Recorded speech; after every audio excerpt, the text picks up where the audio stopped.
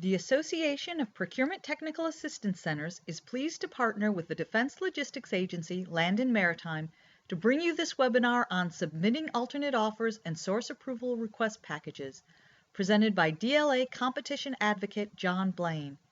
This webinar was recorded on October 8, 2014. Good afternoon, everyone. Here's John Blaine. I'm in Columbus, Ohio at DLA Land and Maritime. Now, one point that you should all understand, like the different PTACs in different states, DLA has 3 different centers. Our centers are in Philadelphia, PA, which is our troop support group, Richmond, Virginia, which is our DLA aviation group, and DLA Land and Maritime, which is in Columbus, Ohio. Additionally, each center has multiple sites that report to that center throughout the country and also outside of CONUS. So CONUS, Continental United States. Sorry about that. All right, so today what we're going to be doing is talking a bit about once you submit a bid on DIBS and you're saying you're an alternate offer or you're not going to be bidding the item that's being currently solicited, then what we're basically doing is saying, okay, in order for you, Mr. Manufacturer, to become an approved source, what we need at that point in time is to get a complete technical data package on your product so we can understand your product, we can understand the comparison of your product with the currently approved product that we have solicited, and we can understand what strengths or weaknesses your company comes through with, such as quicker delivery, less expensive product, things like that. Or we can talk also about what the material is made of, if you've got a better mousetrap, that kind of thing. But that also gets into an area that's typically not addressed by the alternate offer or source approval request, which is called an engineering change request. So, moving on, I'll be talking primarily from the contracting side of things and assisting as far as the engineering part. As you have questions that are specific to individual NSNs, on the technical standpoint, NSN standing for National Stock Number, then you can address it to our value engineering group, attention Eric Wild, here in DLA Land and Maritime. One of the things that we'll be doing today is trying to put in a few pictures of how DLA works with the services and how, when we have product, why it's important for you as the shipper, you as the manufacturer, to actually follow those crazy regulations we have for marking and product safety and also packaging. So this picture is very important because, for example, if I'm having 2 ships out of circulation going slower, they're sitting bait for a torpedo or they're sitting bait for someone who's got an aviation asset in the area. One of the things that we're going to try and do is reduce the time that they're going to be so occupied. One of the ways that we do that is with our radio identification tags. With a radio identification tag, those pallets can be brought on board a ship very quickly. We can scan them very quickly and move on as far as where to install them, where to put them in storage in the ship, etc. Therefore, the ships can discontinue the transfer and move on to their mission as soon as possible. So today what we're going to be doing is talking about what is an alternate offer and a source approval request, or SAR. Some people in contracting also call SARs an unsolicited proposal. They're not correct. It's an unsolicited offer. Repeat, unsolicited offer if it's a SAR. So one of the things that we need is a technical data package. Why? When the government buys products, we don't always buy the technical data to know what the product is. We rely upon industry, we rely upon the competition to know exactly what we're going to be buying.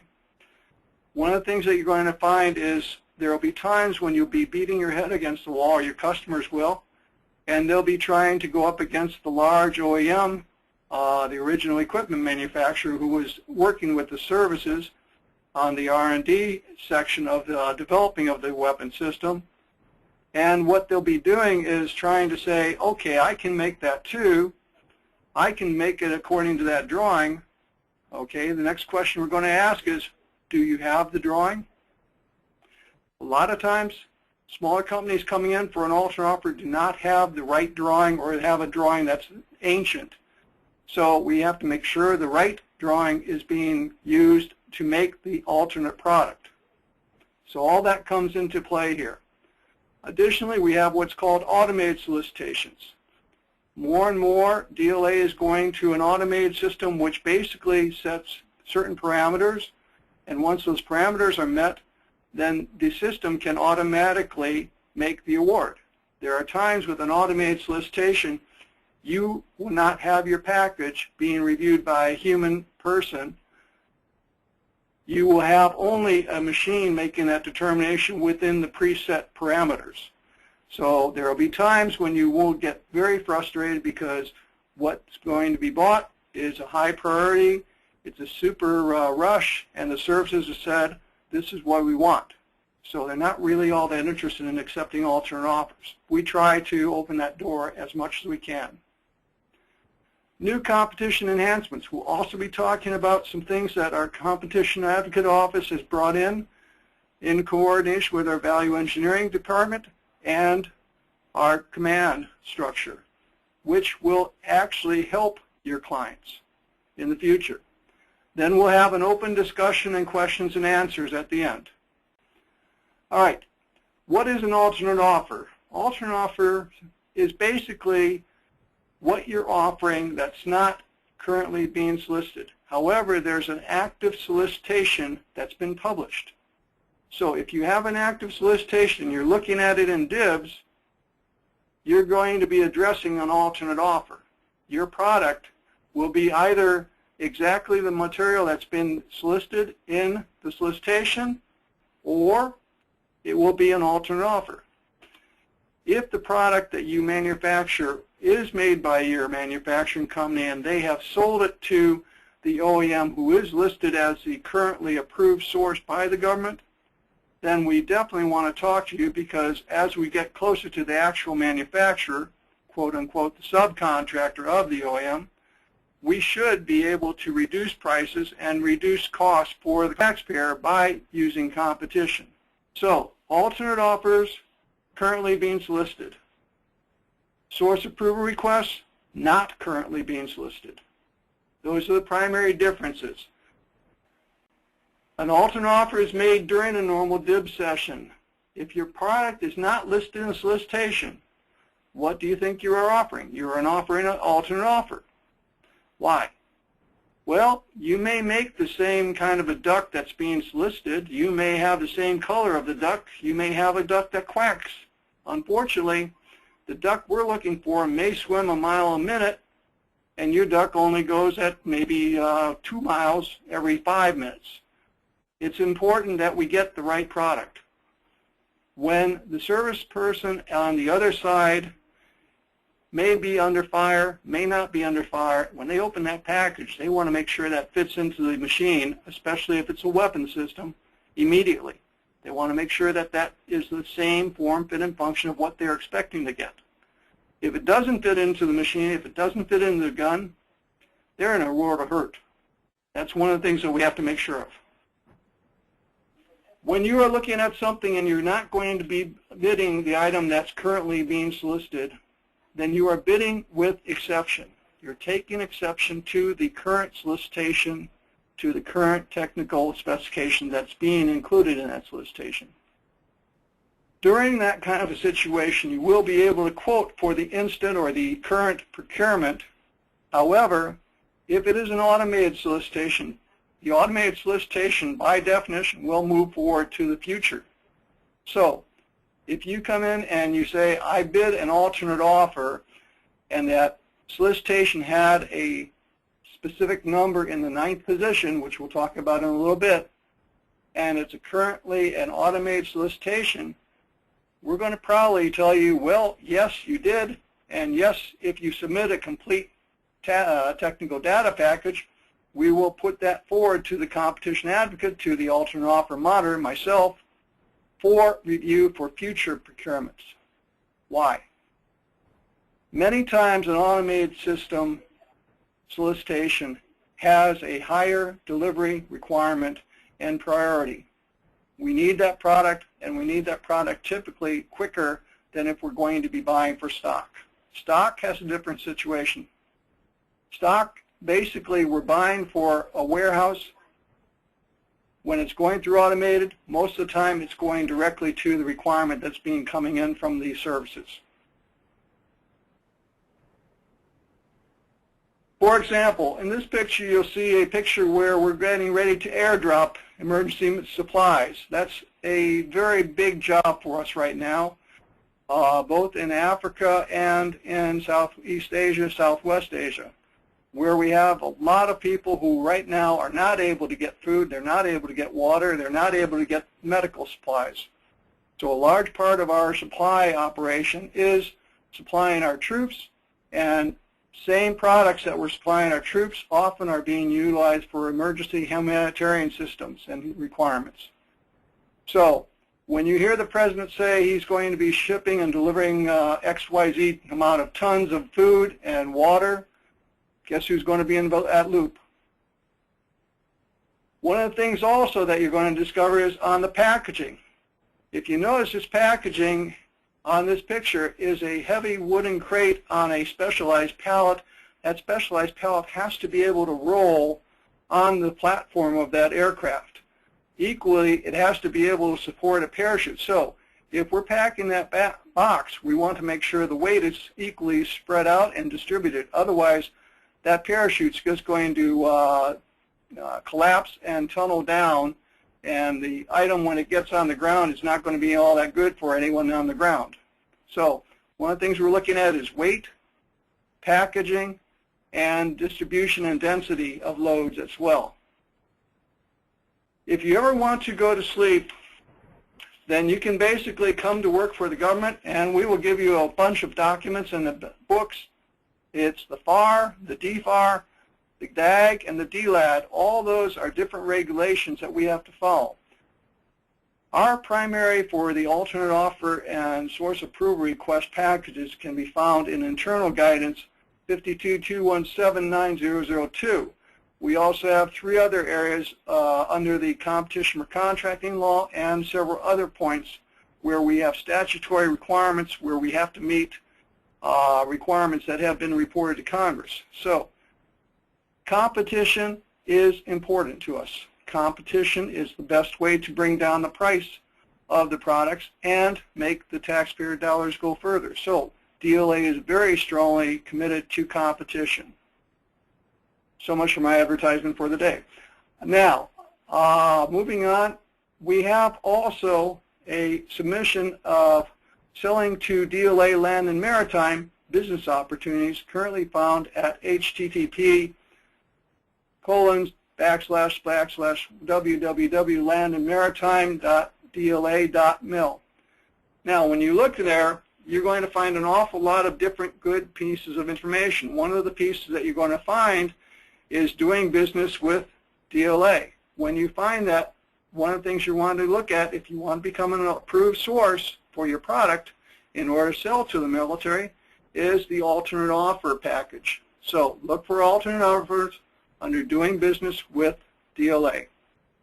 Now, if your item is a national stock number that's assigned to DLA by the services, but it's assigned to DLA Aviation, do not send it to Columbus. Send it to Aviation in Richmond, Virginia. If you manufacture or package food items, you want to talk to the people in Philadelphia. If you want to package and manufacture items that are going on ships, typically you're going to be coming to DLA Land and Maritime. If the item is going on an aircraft, it could be either DLA Land and Maritime or DLA Aviation. If it's a primary fuselage item or a major sub-assembly of an aircraft or of a helicopter, typically at that level starts going to Aviation. If it's talking about parts, typically it could be either. So anything that is a land vehicle, tracked or wheeled, most probably is going to be coming to Columbus, DLA Land and Maritime. However, we also have seals and bushings and gaskets that may be going to Philadelphia. So each time you have to just basically check your NSN, and using WebFLIS or Haystack, double check and see where the purchases have been being made in the past. So when you look at the past procurement histories, then you can check to see who's been buying it. If it's on a SPE 7 for the first 4 letters or characters of the solicitation, it will be Columbus. Alternate offers technical data packages are submitted if you want to become an approved source.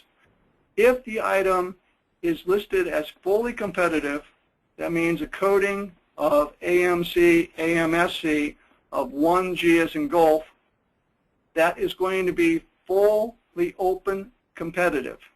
So in the text of the solicitation it should say full and open competition applies.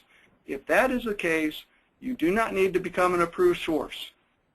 Repeat, if the solicitation says full and open competition applies, you do not need to become an approved source. What you do have to do is the manufacturer who's bidding that has to comply with the drawings, the technical specification, and the testing requirements that are listed in the solicitation. Typically, on those kind of transactions, if you are new to manufacture that item, you may also get hit with special testing of first article testing or a production verification or lot testing. Either way, this is just part of the territory of getting to know us and us getting to know you. Once we establish a relationship, life gets a little bit easier. One of the things that really gets to me is when I look at packages that are like 200 to 400 pages and I can't read the drawings. The drawings are not able to be expanded because they're not on a disk. They have been shrunk down in order to fit into someone else's text in a notebook. Please don't do that. If you can, submit it using a CD for the drawing or a drawing that's large enough so we can read it. If we can't read the dimensions, if we can't read the special testing requirements, and if you can't read it, it's going to be kind of hard for us to get you approved. So again, legible drawings, legible size. If you can, try to give it us electronically using a CD rather than a hard print copy, or give us a hard print as well as a CD. PDF format is desirable. What we'll be doing is taking that package you send us. After we review it, I will forward it on to our value engineering group for a local engineering tech review. After they review it, it goes and gets elevated to the engineering support activity, if it's a critical item or an item that's going on a weapon system. Basically, when that happens, then we have to be able to send your package to potentially 4 or 5 different locations. If each service is interested in that item, say for example if your product goes on to a C-130, well a C-130 is used by several different services. If that's the case, there will be one service ESA that is the master, and everyone else will be interested as far as does it fit on my application and my mission as well. If you get approved through DLA, you are approved not only for DLA, but you are approved for each and every service that has an active requirement for that product, as well as other federal agencies. So it's in your best interest, because we do the extra coordination for you to get your product approved and get that product authorized with different services. Whereas if you go directly after making multiple calls on a single base, you may get approved by that one service only and have to start it all over again to get to talk to the Marines after you've talked to the Navy, for example. Whereas with the DLA, we'll get you approved by each service that has a requirement for that product in one swoop time. One other thing on this sheet that you should be aware of, if you are an alternate offer, one of the things that you have is the government does not have the burden to provide the drawings of the OEM. Repeat, the government does not have the burden of providing the drawings of the OEM to an alternate offer manufacturer. If you want to propose a product and you're proposing that product and the government has listed in the solicitation that not all the data is available or that you must submit a complete technical data package, its burden is on you to provide not only your drawings signed as far as approval of the drawing by an officer of your company, but also it's incumbent upon you to provide the OEM's drawings as well. So that gets a little bit dicey at times. Now, if you ever have a question about submitting a package and you don't have all the drawings that you think you should, or you don't think you have the current revision, yes, we will work with you. Yes, there is going to be a website later that we'll talk about. At any time, if you are not sure about submission of a package and you have questions, you can contact my office or you can contact Eric Wild's office. John, I have a couple questions here. Go ahead. Okay. The first is, can a distributor become an approved source? If you've got someone who distributes from a manufacturer, would they submit a data package from the manufacturer, or how would that work? Good question. Distributors can become an approved source. It is hard. It is an uphill battle. Why? Because the things that we're going to be asking for you to supply us are going to be everything that you will need or anyone would need to actually manufacture that product. Many manufacturers will not release that information to distributors. Many manufacturers will say, fine, well, we'll keep it to ourselves and we'll submit our own package and we'll let you know. In that case, what you may want to do as a distributor or as a dealer is make a marketing arrangement outside of the government. This is up to you and the company who's the manufacturer. The government has no interest in this. It's basically something you want to do or think about doing, because if you have a marketing relationship, potentially you may have coverage. If you don't have a marketing relationship, we are going to be trying to get as close to the actual manufacturer as possible. So if it comes through DLA, 99% of the time we will be trying to name the actual manufacturer rather than a dealer or a distributor as the approved source. Sometimes if you go through the services are more interested in getting the product and they're not so much interested in who's giving it to them. DLA is very, very sensitive about that point because we have to reach a higher bar because we have to satisfy all the different services. So we're going to be reaching out to the manufacturers as much as we possibly can. Number one, for getting the right product, getting the best possible product, and also, more importantly, for the competition and keeping the cost down. So, can a distributor become an approved source? Yes. Is it easy? No. Is the data that you would be required the same as what a manufacturer would be required to submit? Yes. Do you have to have technical data certification from a distributor or from the manufacturer? We'll be asking for it from the manufacturer, because what we're asking for in that case is, does the manufacturer actually have the technical legal right to manufacture the product? Can parts just be reverse engineered? Because OEMs don't usually give out their drawings. Good question. Reverse engineering we'll talk a little bit about later on. If you're thinking about doing a reverse engineering, do it with DLA coordination. Do not do it on your own. Why? If you do it on your own, one of the first questions where a contracting officer is going to ask you when you submit an alternate offer is, can you provide traceability that says you're getting that product from the currently approved sources? When they ask for traceability, we're going to need documentation very quickly, and it's got to come from the actual manufacturer who is listed as an approved source in the transaction.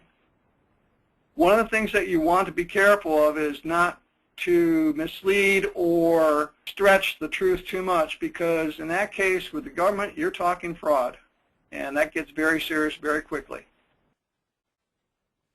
All right, so legible complete copies, drawings included.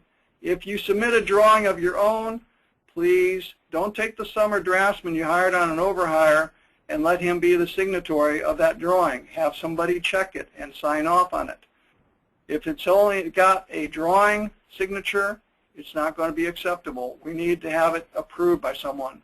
Equally, if you're going to issue a technical data certification, that technical data certification is basically our get-out-of-jail-free card for the government that says if we get into an intellectual property rights issue down the road and some company comes in and says, well, you okayed them, they didn't have the legal right to make it, we're going to waive that piece of paper and say, that's nice, but we have a signature here, and you have to go talk to that other manufacturer, not us, being the government. So be aware, technical data certification is very important on each and every package. Alternate offers and source approval requests. We have here at DLA, Land and Maritime in Columbus, 3 primary categories. One is the same part that's been manufactured and sold to the government by someone else. In other words, you've made it, you've been acting as a subcontractor, they've sold it to the government, or you didn't even know you were acting as a subcontractor. They turned around and they sold it to the government. Now, the kicker is, did they add value? Did they change the product? Did they enhance the product in some way? That's something you have to identify in your package. Category 3, that's the new manufacturer situation. That's the kind of rare bird in that we've never seen it before, the government's never seen it before, and you're trying to sell it to us, and we want to look at all the data you have available. Category 3 is the hardest, repeat, Category 3 is the hardest to get approved. 95+% of all alternate offers and source approval request packages come in and fall in under Category 2, which is similar part.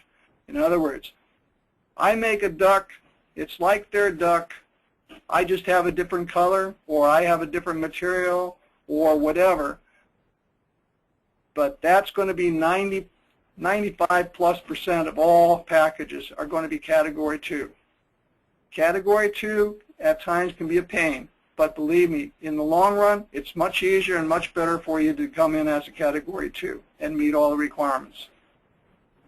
In this picture, what you'll see is many different products that's provided by DLA. The flash suppressor on the end of that barrel of that weapon, the optics on that weapon are all coming from DLA. The magazine on that weapon are coming from DLA.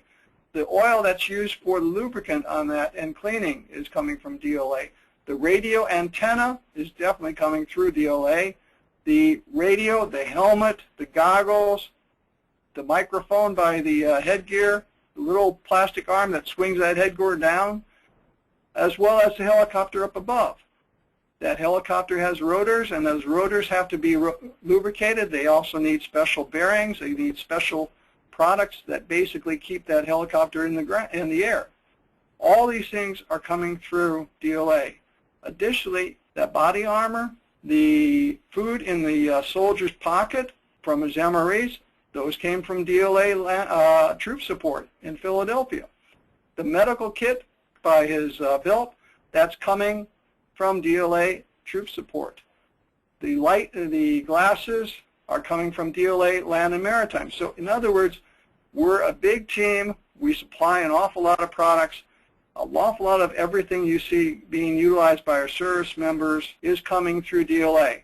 But initially, it's being approved, it's being managed by program management offices in the services. So we have to satisfy not only them, but we also have to satisfy you as a vendor and get your product and get your payment to you. Minor little details. Dealer or non-manufacturer supplier. Okay, here's a question that we had talked about previously. You're a dealer or supplier. The category of the actual manufacturer will apply for the purposes of source approval requests and procedures. What does that mean? That means if you are supplying a product that is manufactured by a manufacturer, but that manufacturer is not currently approved, then you, as the dealer, must satisfy the requirement that the manufacturer would be satisfying. In other words, a whole new package to get approval. The actual manufacturer is defined as a manufacturing entity. Okay, this is where we get tight.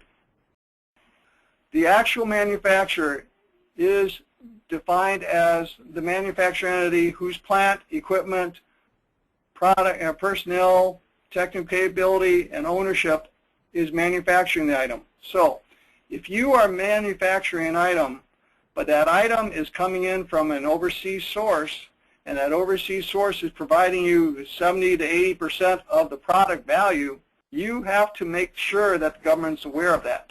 Why? Because if you're coming in as a small business, you won't be able to qualify. If you're coming in as a Buy American, you may not be able to qualify. If you're coming in with a country that is not a World Trade Organization or a special treaty arrangement country with the United States or a qualifying country, your product may not be even acceptable to our military. You may be buying it from someone who's not necessarily friendly to us. So those all have to be identified. Are we not going to buy from you? No. We're going to take a look at it. We're going to assign certain factors to the buy, and we're going to come back and say, okay, here's what we found, here's the findings that we have. And we'll work with you to see what we can do. But we're not going to promise to buy anything that is imported, but we're not going to also promise to exclude it. So each and every case as individual has to be addressed. If you're a dealer or supplier, the name, address, and cage code of the actual manufacturer is required in your cover letter. So if you're not actually the manufacturer of the product, don't hide it. Talk to us. We're not against dealers. The problem we have is many times a dealer does not have the legal capability or the proprietary rights access that we need to get a lot of our questions answered. To get that, we will work with you and the manufacturer. But the fact of the matter is, it's a hard road, very cost-intensive, very labor-intensive. The guide list, or the guidance that we'll be putting out, has a listing of the different technical information that we need in the package. Use that guide list, that table, as a checklist. That checklist can be used like a quality control check before you send the package. Any questions so far? If you are buying the part from the manufacturer's dealer or supplier, is that considered actual part from the manufacturer? What's the difference between dealer supplier and approved dealer supplier? We're getting close to needing a lawyer. If you are buying a product from a manufacturer and that manufacturer is refusing to sell to anyone unless you go through their authorized dealers, what's basically happened is the manufacturer is saying, I don't want to hold on to my stock and my inventory. I want my dealer to pay to hold on to my inventory for me. Now, does the government want to do business that way? We do, currently. Do we want to? Typically, no. But the fact of the matter is we do business that way. Realistically, we're getting into a little bit of a legal issue, and all I can say is DLA is committed to go as close to the actual manufacturer as we can. Therefore, if you are looking at establishing a marketing relationship with someone and you want to do a lot of government business, what you may want to do is get as close to the actual manufacturer as you can. Moving on.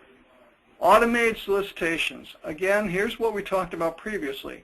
In the automated solicitation, in the 9th position, you'll have a T typically or a U. More often than not, it's going to be a T, as in tango. In the 9th, repeat, 9th position of the solicitation number.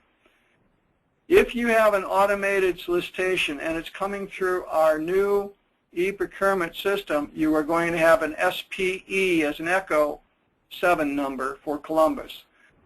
If you are coming through our older system, which is not necessarily automated, but still may be considered an automated award, you may be coming in with a SPM.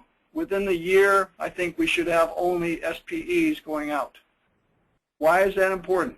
It's not that important, but if you have SPM, SPE 7 is Columbus. If you're bidding under an automated solicitation, you must provide the exact product. Why?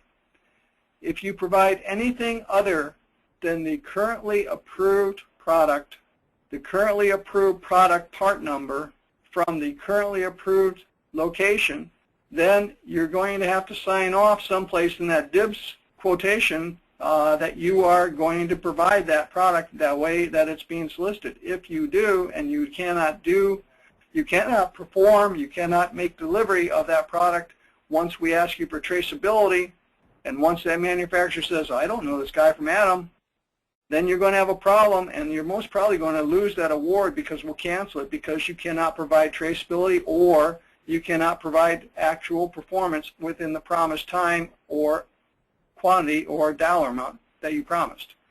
All those are subject to cancellation then. We try not to cancel. It costs us a lot of money to cancel and resolicit. We try not to do that unless we have to. So when you bid and you're saying you bid without exception, you bid the exact product, please be sure the product that you're quoting is the product that's being currently solicited. If you are looking at anything else, if you're looking at any product, no matter how similar, but it's coming from a site that is not currently approved, then you're looking at most probably a bid with exception. You're looking at alternate offer in that case.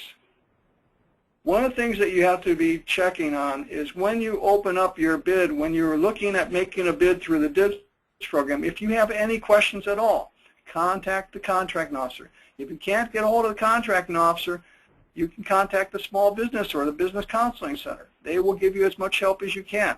The point of the matter is, what you want to be sure of is what you're actually saying that you're going to be able to deliver is what you actually will deliver.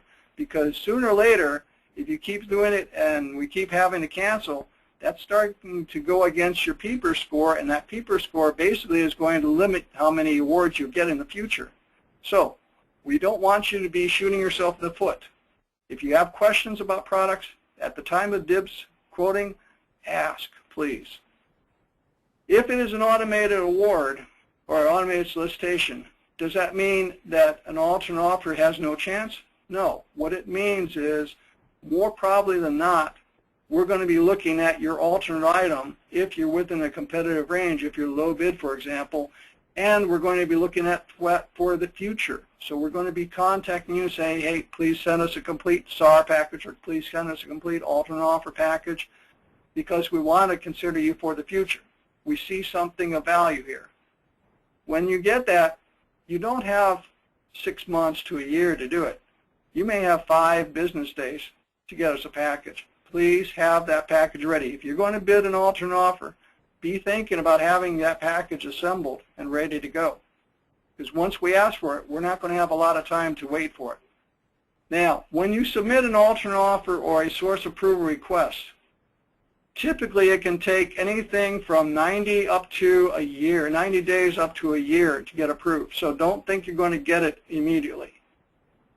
And oftentimes, once you get approved, you may have to wait until that item is again required by the services in a new solicitation. So be careful what you promise your boss, okay?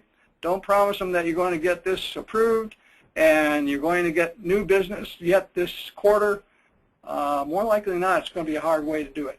So you want to be careful what you promise, folks. So future procurement requirements, what does that mean? That means as we have requirements every month, every week. It depends on which item. It depends how much we're using of the item.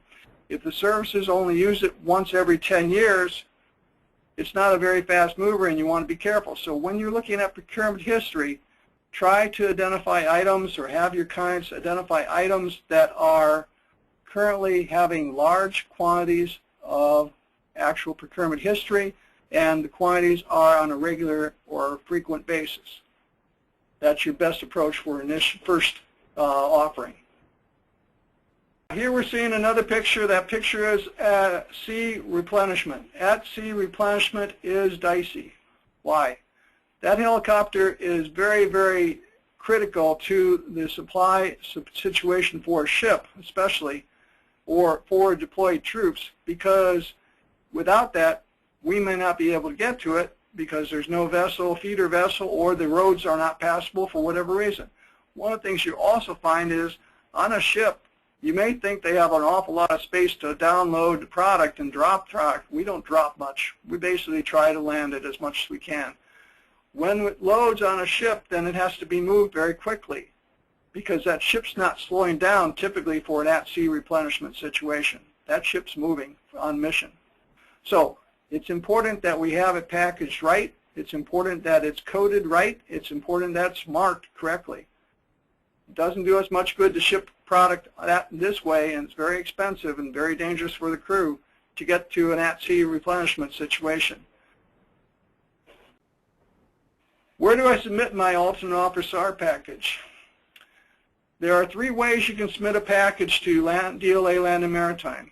You can submit it electronically through the email if it's under 8 megs in a single, repeat, single email, please. If it takes more than 1 email to get through our server, we're not going to be able to pass it on to anybody else. Don't even bother.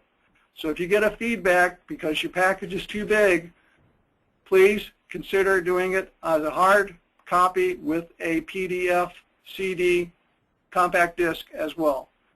The second way to get it is by UPS or by FedEx. There's a different zip code and different address than it is for the postal. Be aware of that. Third, U.S. Postal Service, we have a P.O. box and we have our own special zip code as well. So if you look on this addresses, you'll see there's a certain commonality where everything's coming through the alternate offer monitor, BPP, Director at the Business Process. Well, we've changed that address a little bit, but nothing that you need to worry about. The point of the matter is I'm the gatekeeper, the alternate offer monitor. I'm also the source approval request monitor as well. Once it comes through our gate, and then it goes on to our engineering group, it goes on to our value engineering group, it goes on to the engineering support activity at the ESA. But the initial package is screened for completeness and also legal documentation. Cost savings. Basically, if it doesn't make sense for you to make, if it doesn't make sense for us to buy, if it doesn't make sense for the government to spend money, taxpayer money, to evaluate, why would you want us to do that? So, cost savings thresholds. We have very, very realistic cost savings and costs established for our testing and our review. A review locally is the same price it was 10 years ago. We haven't upped it. $200. If you don't make $200 of cost savings, it doesn't even make sense for me to send it down to an analyst to look at. For each ESA, of which there may be 4 or 5, there's a multiplier of $1,500 per ESA additional. So if you have a product that's only being used by one service, you're looking at $1,700 for DLA and the service to look at reviewing that product. That's before any mounting testing, any additional testing. That's just to look at the product that the package that you're submitting. Now, if you are looking at a product that is maintained and utilized by 4 different services, what kind of number do you have to make? The contracting officer, before they can send the package to my office, has to be able to say, yes, I'm going to be able to cover or recover at least $7,500 of cost that the government's going to incur to evaluate this product and to coordinate with the 4 different ESAs. What does that mean? It means your unit price less the price of the OEM currently approved price that the DLA has been buying at, times the annual historical procurement demand.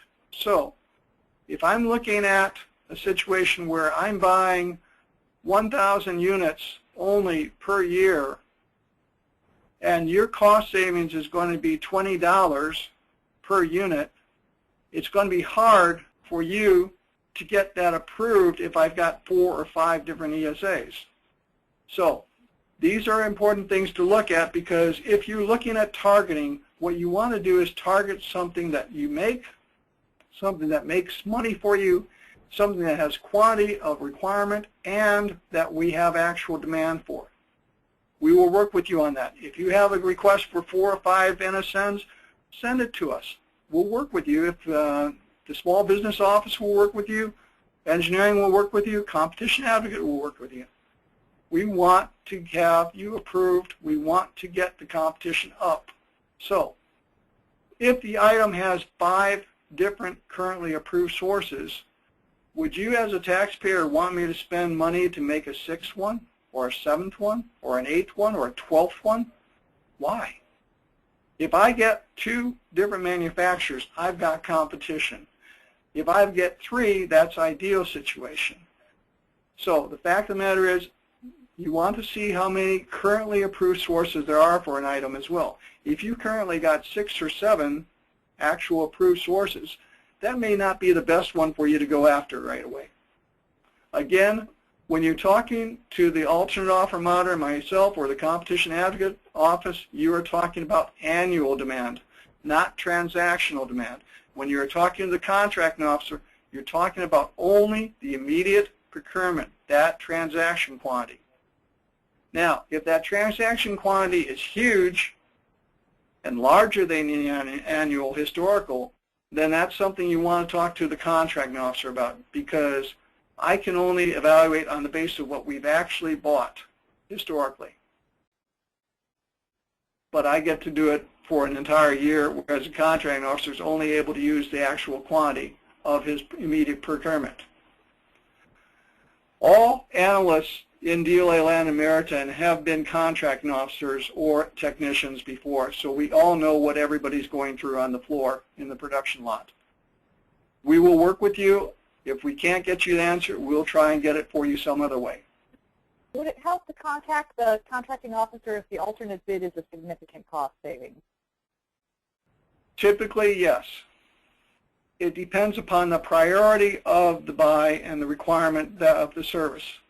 If the service requirement is mission essential and it's got a very high priority, that contracting officer may not have the capability or the luxury of time. He may only be able to satisfy the immediate requirement as quickly as possible. In that case, most probably, yes, contact him or her, yes, get them a package, and yes, ask them to forward it on to my office for future review, future requirements review. But in answer to your question, it depends on the priority of the requirement and the mission. The other question is, what about products that are no longer supported by any OEM but are still in demand by DLA? How do you evaluate savings? Good question. It's a problem that we've gone through for many years. We have equipment and systems out there currently that are Korean War and Vietnam War era.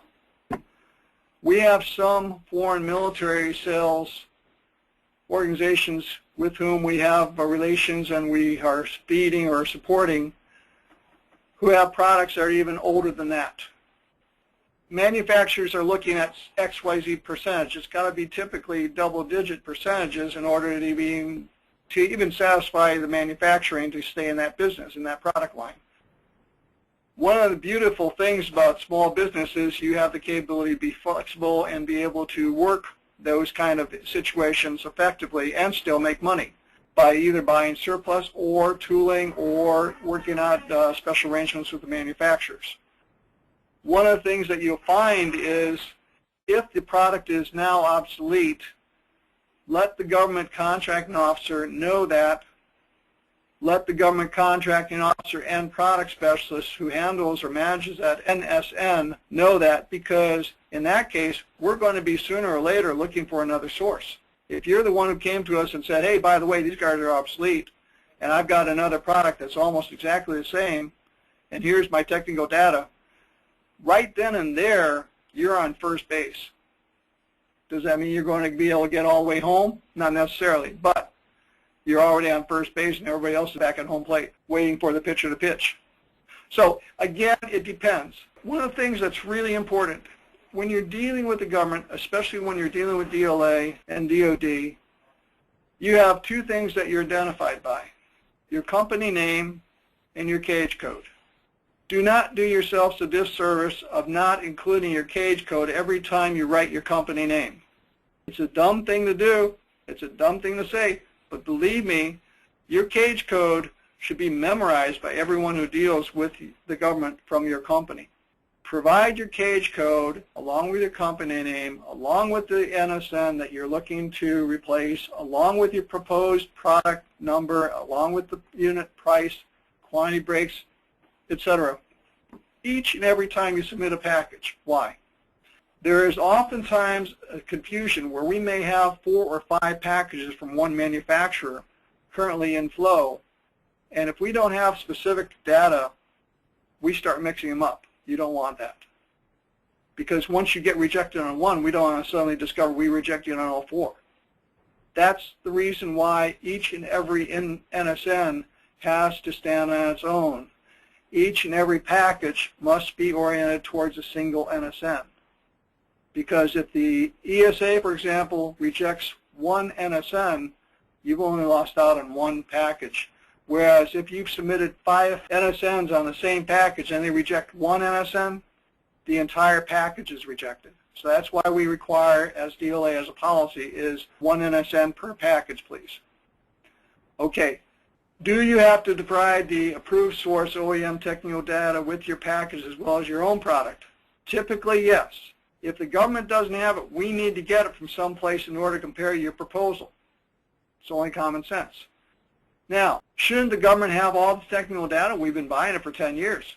Well, you would think so. Unfortunately, though, it'd be really, really hard for the DOD to go back to Congress and say, we want to improve our budget by about $30 billion just to buy additional technical rights for byproduct that we're already buying that we don't have to spend the money for. They're not going to really like that too much. Additionally, some of the manufacturers are going to lobby and say, you don't need it. We'll get it to you as you need it. Fact is, the government doesn't have it. We only typically have about 30% of the technical data we need at any time. So we need to rely upon you, manufacturers. We need to rely upon distributors and dealers. We need to rely upon other government agencies to help us to get as much data as we can without paying for it, because if we have to pay for it, that's less money we're going to be able to have for actual requirements and ammunition. Please, please, please do not send product samples. One point you get across to every client of yours: don't send DLA product samples unless you get it in writing first. If you get it in writing, most probably it's going to be going to the ESA rather than DLA in the first place. But don't send samples. I'm a hunter, former military. I love getting all this great equipment. I've got excellent night vision equipment. I've got excellent flash protectors. I've got excellent camouflage. Unfortunately, I have to return each and every one of those, and it costs you because it comes at collect and it comes out of your inventory in the first place. Don't bother sending us products. We can't use it. Not at this stage. What we want this stage is your packages, your technical information. If we need it later, it'll come to you in a request in writing. In this picture, you see a very, very big expense item for the government and for DLA. All tires on vehicles, on aircraft, on even on ships and ship trailers or boat trailers. All those tires are adding up to a lot of money. Batteries, a lot of money. Windows, frames, doors, hardware, all that stuff is bought by DLA. The radio antenna mast, the reflectors, the disruptor, and it's hanging out the front. All those are bought by DLA. After the services have done the R&D, after the services have fielded the product with the original equipment manufacturer, after the product's been deployed, then it comes to DLA. So MRAP has been a huge program for us. It's been a very successful program for us. The government may have releasable technical information. We don't have a lot. If you have a request and you want to check before you spend money on doing a DLA authorized reverse engineering through our RPPOB program, then you want to go onto this website. Website is dscc.cddwgs@dla.mil. Check to see if a drawing is available. If it's available, great. If it's not available, they'll tell you as well. If the solicitation says it's full and open competition, don't bother. In order to become a full and open competition applies, the government had to already check to see if a technical bid package was available. It is, if it's full and open competition, okay? So, again, if you're looking at reverse engineering, don't do it on your own.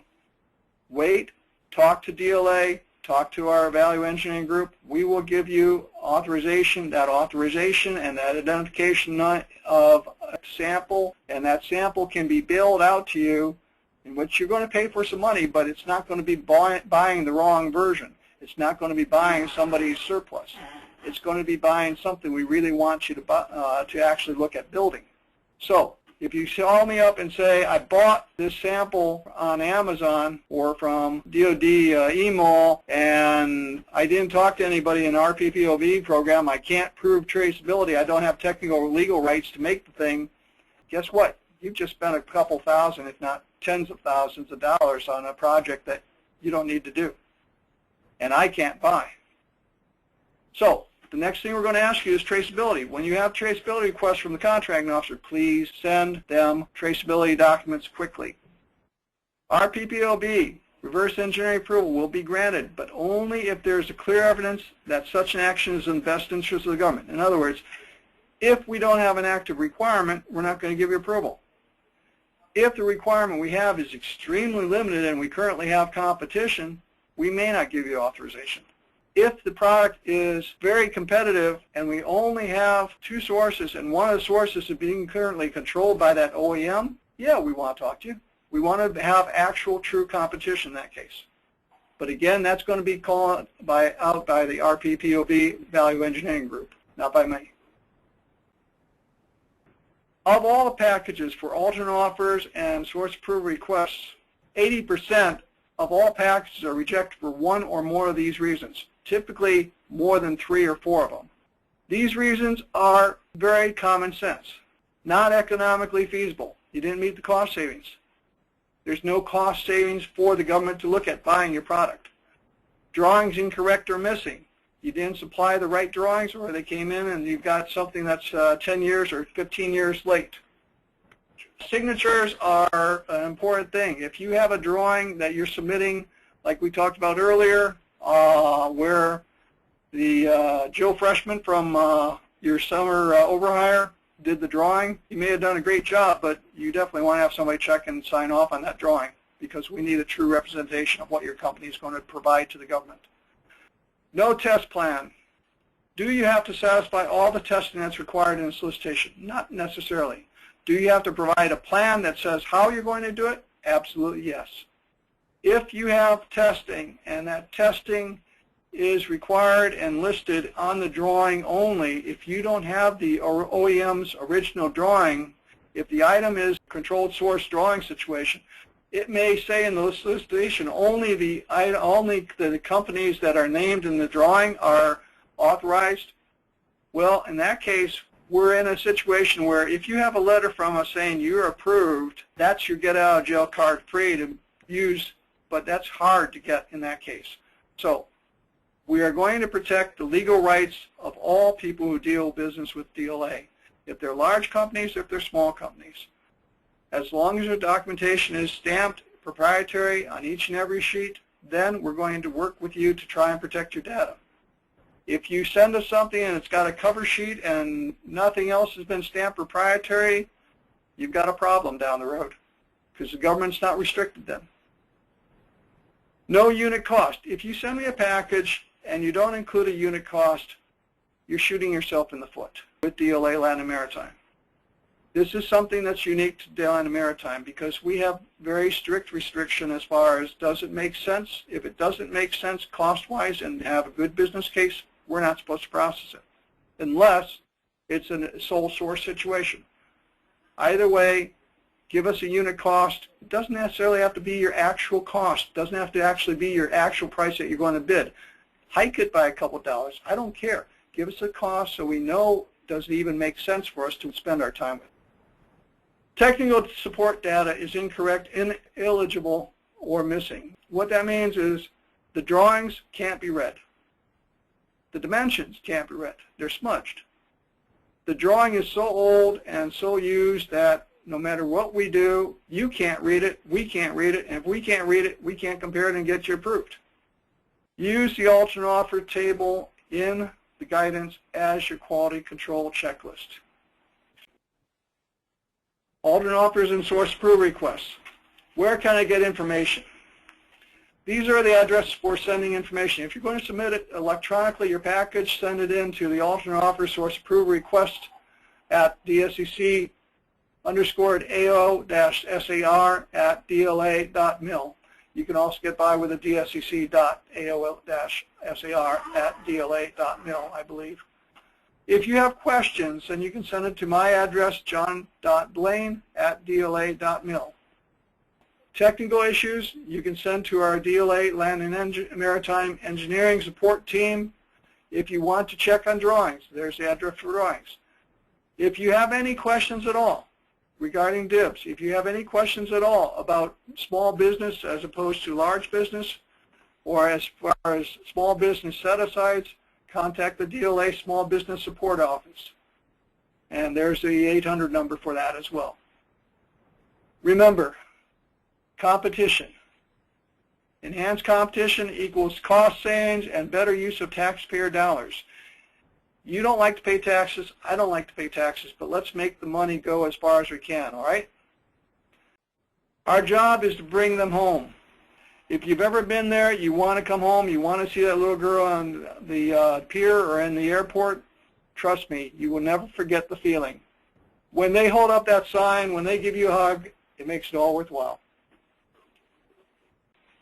Let's start with questions now, because what I'm going to do is talk about retention of newly approved alternate sources. And this is a new policy that is being tried here in Land and Maritime. Only, repeat, only at DLA Land and Maritime at this time is this program being applied. What this does is allow a company to become an approved source through the alternate offer or the source approval request process. When you do become an approved source, for the first time, it gives you a fair chance to get some part of the business that comes up next for that item that you've just been approved on. We're trying to experiment, because what's happening is many companies have tried, several have been approved, and then we discover that the OEM, the large company, has taken a nosedive just to try and capture and keep on their sole source situation and keep them out of the business, because they know if a small business can't make any business for a year, more often than not, that small business is either going to be out of the business or looking at other products. So they're looking at longer term. What we're trying to do in this case is make sure that small companies who come on board, who spend the time, who spend the effort, who invest the money in becoming an approved source, stay the course. What we're going to do is not give them any favoritism. We're not giving them any special treatments. What we're saying is, if we have an award for a set finite period of time after you receive an approved source situation, we're going to work it so that whoever's lowest bid wins the lion's share of that award.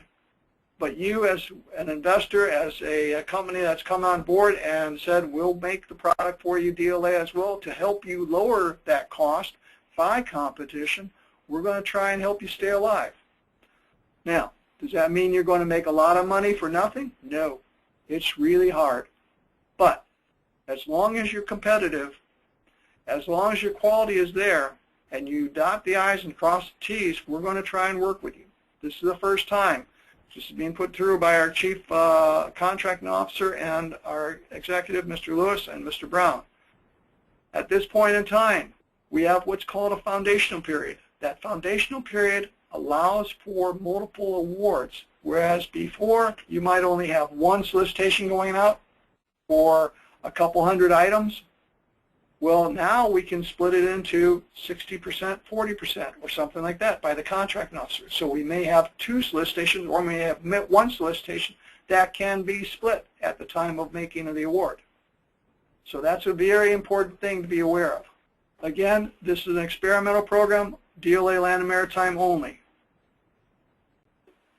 We're enhancing competition by encouraging new sources. We're helping new sources with limited funding to hang in there instead of getting clobbered by the OEM coming in with a nosedive.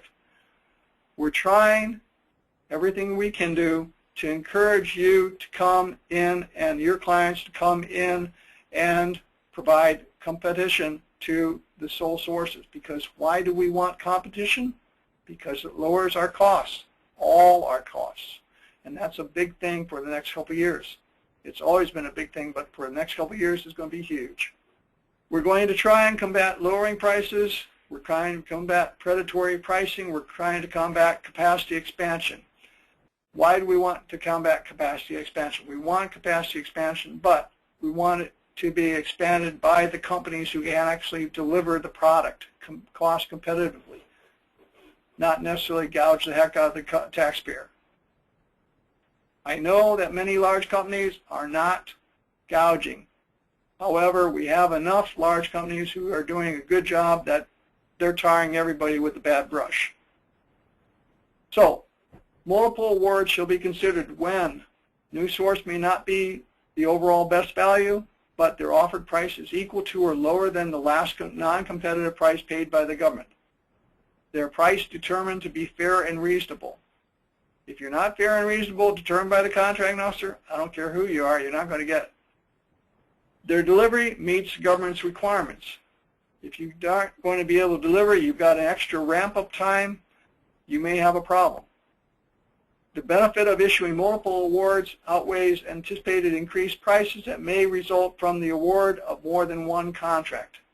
It costs the government money to have someone issue an additional award. It costs the government money to review product. It costs the government money to do anything at this point in time. What we need to do is justify those costs to Congress, justify those costs, and to do that, we have to have competition. We have to have lower costs. The foundational period is typically 12 months after the alternate offer is approved and you have received a notification from the ESA, from DLA. After you get your first award, typically it is 6 months. So, what's that mean? Typically, you will not receive your first award in the first 6 months after you get approval. Not true. It depends. We're trying to give you stayability power. So, if you have NSN that's been awarded and that you have a letter saying you have been approved and you have been loaded into the systems, then you have 12 months from that time of that date of that letter. And if there's no requirement for 6 months from the government for that NSN, we try and cut you slack on that 6 months. So we're working with you on either case. If there is a first article test requirement, that continues. Repeat, if there's a first article test requirement, that continues. Nobody's away from first article testing. The period begins after the first article approval is received. Okay. If the item is on long-term contract, LTC, the period begins to run when the item is deleted from the LTC for competitive action. What do I mean by that? What I'm saying is, if the item is on a long-term contract currently, and it's a multiple-year contract, if you have an item that is now not sole source, it's now got competition, you got approved, the government pulls that item, that NSN, or can pull that NSN out of that long-term contract if it makes sense. Repeat, if it makes sense. It doesn't have to. It's up to the contracting officer to make that determination. To do that, most probably there's a cost that's going to be a very large advantage if we want to pull it out, and we have a great cost savings that we're trying to realize. To do that, then it takes some time to pull that item out of the long-term contract.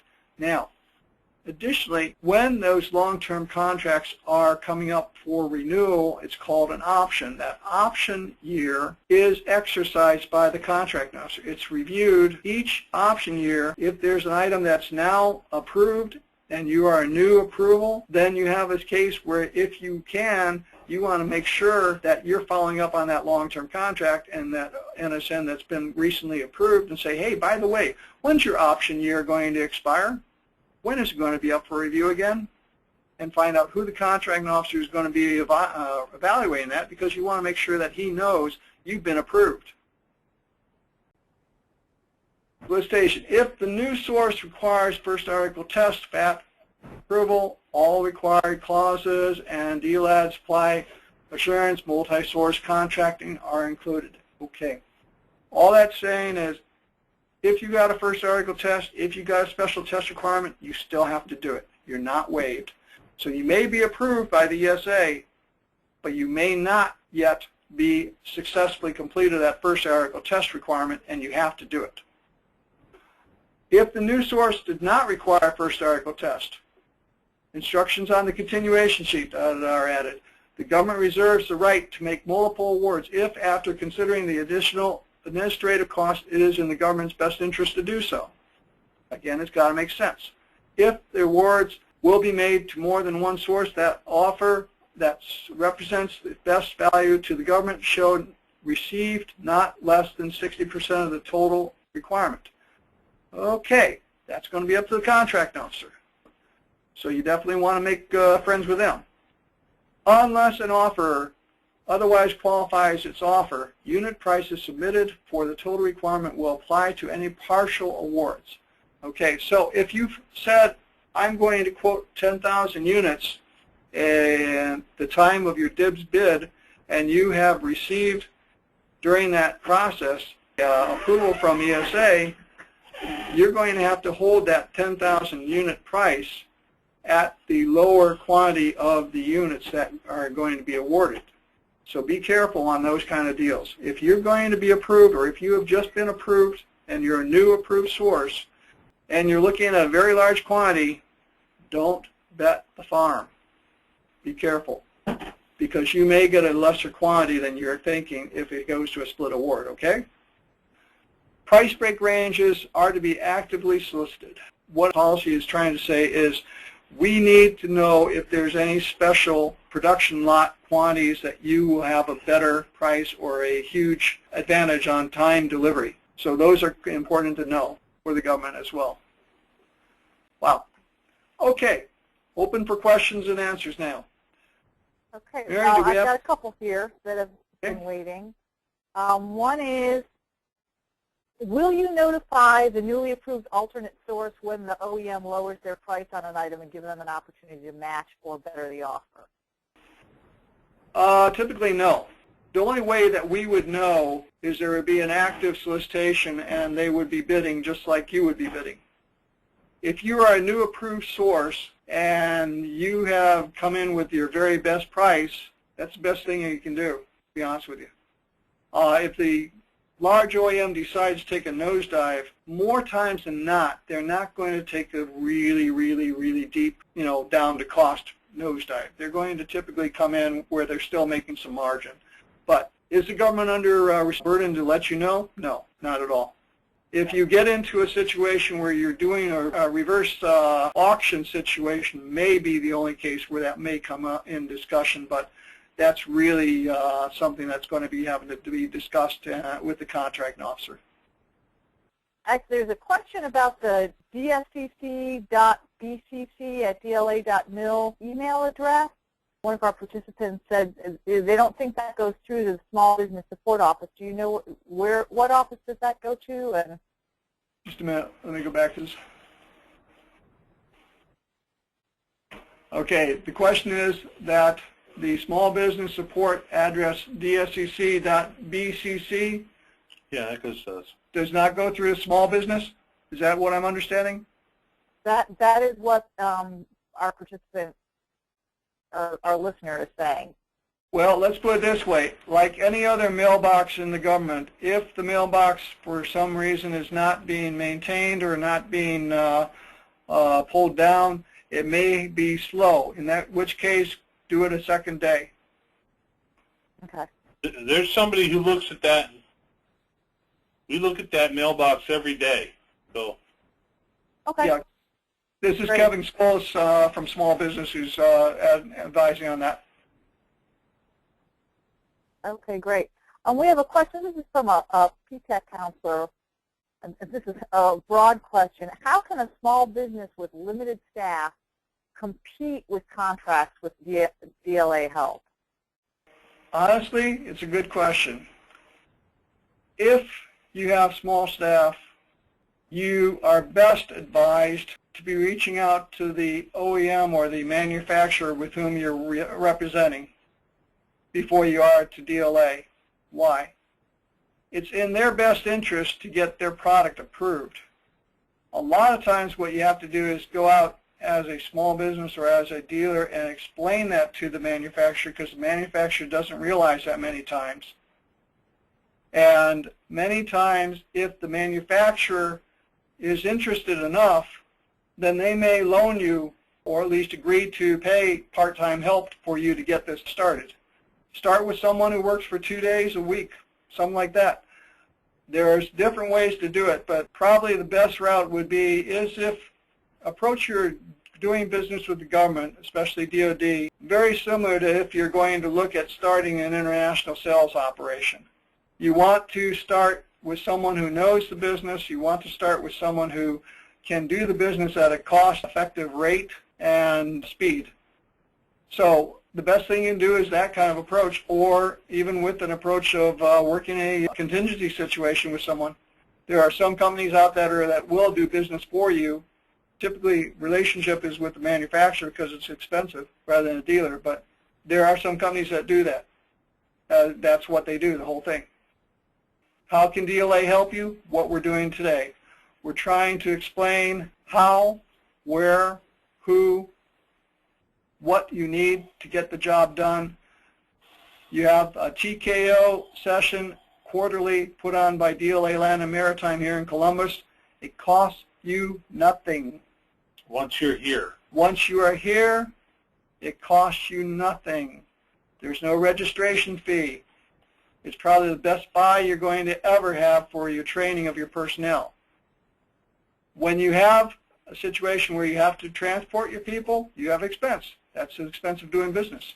But the fact of the matter is, there's no registration fee at this time for that training.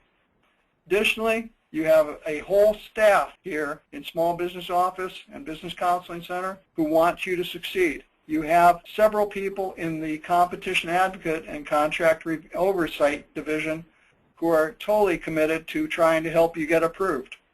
You have at least 8 people in our Value Engineering group who are committed 50% of their time to reviewing and getting you help technically and to make sure that you're making the right thing. I think the government's doing an awful lot. Question sort of on behalf of a small business client. My company has a unique packaging product. Is there an opportunity with DLA?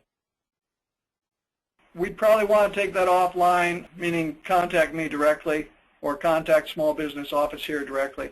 It depends on what kind of packaging, number one. Number two, is it mission essential?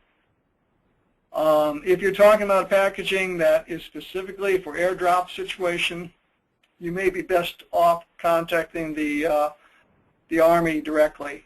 If you're talking about packaging that is especially electronic, that may be DLA, it may be one of the services. If you're talking about specialized packaging that is just really cat's meow, yes, we have packaging specialists here in DLA who can talk to you. So again, I'd suggest that you send me an email or send Kevin Scholes an email on that subject. Great. Well, we appreciate the opportunity to cover so many people, and I appreciate your time. It's a lot easier to do it this way than to have to travel to 45, 50 different locations. Thank you very much. For help utilizing DIBS to the greatest advantage of your business, contact your local PTAC today. You can find your PTAC by visiting our website, www.aptac-us.org, and using the Finding Aid map in the upper left-hand corner. We hope you connect with your PTAC soon. They're looking forward to working with you.